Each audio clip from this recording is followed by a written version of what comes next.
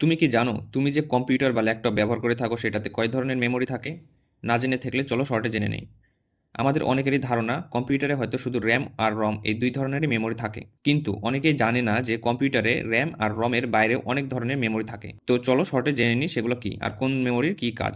প্রথমে বলি প্রাইমারি মেমোরির কথা। প্রাইমারি মেমোরি দুই ধরনের, র্যাম আর রম। সবার প্রথমে বলি র্যামের কথা। কম্পিউটার যখন কাজ করে তখন সরাসরি এই মেমোরি ব্যবহার করে। আমরা যে প্রোগ্রাম ব্যবহার করি, যেমন বিভিন্ন ব্রাউজার, গেম, ইউটিউব, অ্যাপ্লিকেশন ইত্যাদি, এগুলো সব র্যামে ওপেন হয়। এই মেমোরির মধ্যে ডাটা স্থায়ীভাবে স্টোর থাকে না। কম্পিউটার অফ হওয়ার সঙ্গে সঙ্গেই এই ডাটাগুলো রিমুভ হয়ে যায়। যেমন লক্ষ্য করলে দেখবে তোমার কম্পিউটার অফ করার সঙ্গে সঙ্গেই তোমার কম্পিউটারে ওপেন থাকা সব অ্যাপ্লিকেশনগুলো অফ হয়ে যায়, কারণ এগুলো র্যামে ওপেন থাকে। আর কম্পিউটার অফ হওয়ার সঙ্গে সঙ্গে র্যামের ডাটা রিমুভ হয়ে যায়, তাই এসব অ্যাপ্লিকেশন অফ হয়ে যায়। এবার বলি রমের কথা। রম হলো র্যামের মতনই একটি মেমোরি, তবে পার্থক্য হলো এটা পার্মানেন্ট মেমোরি। রমে কম্পিউটার স্টার্ট হওয়ার জন্য প্রয়োজনীয় ইনস্ট্রাকশন থাকে। যেমন যখন আমরা কম্পিউটার ওপেন করি তখন কম্পিউটার আগে চেক করে র্যাম ঠিক আছে কিনা, মাউস, কিবোর্ড, হার্ড ডিস্ক ঠিকভাবে কানেক্ট আছে কিনা। তো এই যে এসব কাজ করার ইনস্ট্রাকশন, এগুলো রমে স্টোর থাকে।